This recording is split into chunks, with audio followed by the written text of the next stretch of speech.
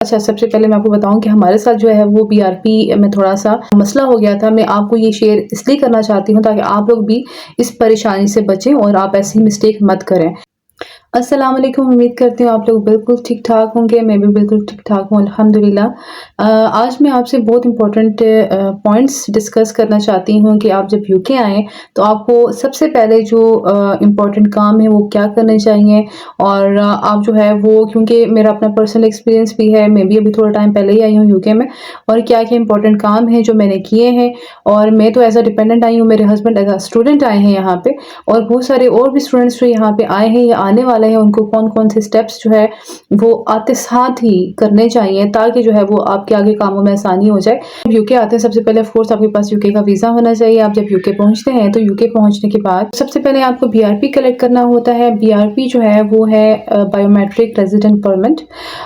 जैसे आप in short कह लें कि जैसे पाकिस्तान में आपका सीएनआईसी है तो यहाँ पे बीआरपी जो है वो वर्क करता है। अच्छा, सबसे पहले मैं आपको बताऊँ कि हमारे साथ जो है वो बीआरपी में थोड़ा-सा मसला हो गया था। मैं आपको ये शेयर इसलिए करना चाहती हूँ ताकि आप लोग भी इस परेशानी से बचें और आप ऐसी मिस्टेक मत करें। जब मेरे हस्बैंड का स्टूडेंट वीज़ा फाइल हुआ तो उसमें उनकी एप्लीकेशन में उनकी एजेंट ने उनकी यूनिवर्सिटी दूसरी डाल दी थी, उनका एड्रेस गलत डाल दिया था जिसकी वज़ह से उनका जो बीआरपी है वो दूसरे एड्रेस पे चला गया।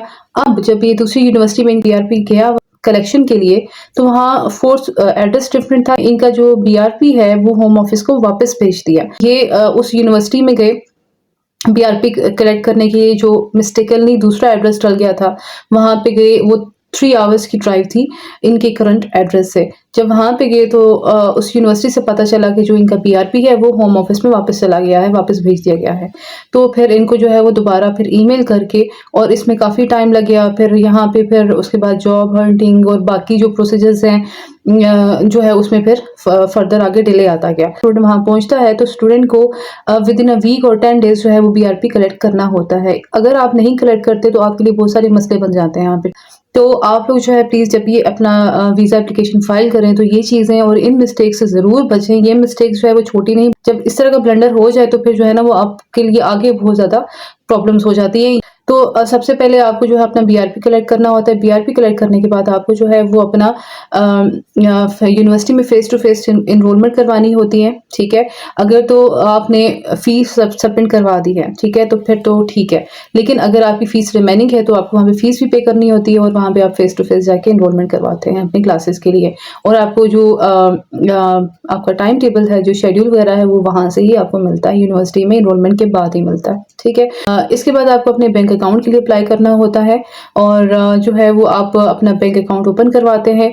बैंक अकाउंट के लिए जो है वो यहाँ पे काफ़ी ज़्यादा ऑप्शंस हैं, लेकिन जो स्टूडेंट्स मोस्टली जो जिस के लिए की तरफ जाते हैं वो लॉयड्स बैंक है, इसके अलावा एचएसबीसी है, मोन्ज़ो है और मेट्रो बैंक है। लेकिन मोस्टली स्टूडेंट्स जो है वो लॉयड बैंक की तरफ ही जाता है। लॉयड्स में जो है वो स्टूडेंट्स के अकाउंट ओपन हो जाते हैं क्योंकि वहाँ पे जो उनका प्रोसीजर है वो काफ़ी ईज़ी है और ईज़िली अकाउंट भी ओपन हो जाता है। अच्छा, इसके बाद जब आपका अकाउंट ओपन हो जाता है, आपको जो है वो एक नंबर दे दिया जाता है। विदिन अ वीक आपको जो है वो आपका सारा एटीएम कार्ड वगैरह रिसीव होता है।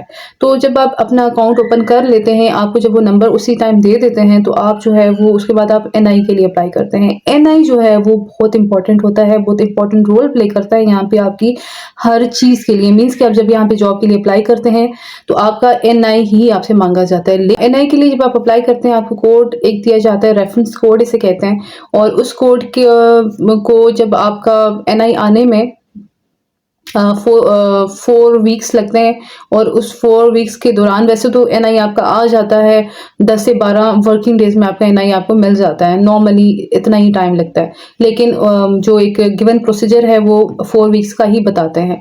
तब तक आपका जो एक रेफरेंस कोड है वो आपको दिए जाते हैं। आप उसकी बेस पे जो है ना वो अपने छोटे मोटे जो मामलात हैं वो आपके यहाँ पे सॉर्ट आउट हो जाते हैं।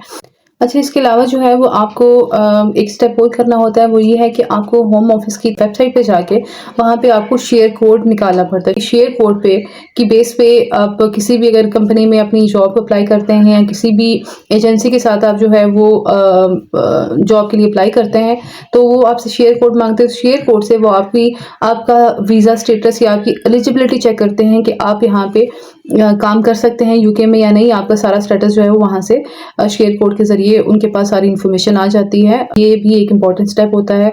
उसके बाद जो है वो आपको एम्प्लॉयमेंट के लिए यूनिवर्सिटी से एम्प्लॉयमेंट लेटर लेना पड़ता है, ठीक है। उसके बगैर आपको जॉब्स नहीं मिलती। एम्प्लॉयमेंट लेटर आप अपनी यूनिवर्सिटी से लेते हैं और उसके बाद जो नेक्स्ट स्टेप आता है वो आपका जीपी का आता है। जीपी जो है वो जनरल फिजिशियन मीन्स कि आपको यहाँ पे रजिस्ट्रेशन करवानी पड़ती है डॉक्टर के लिए।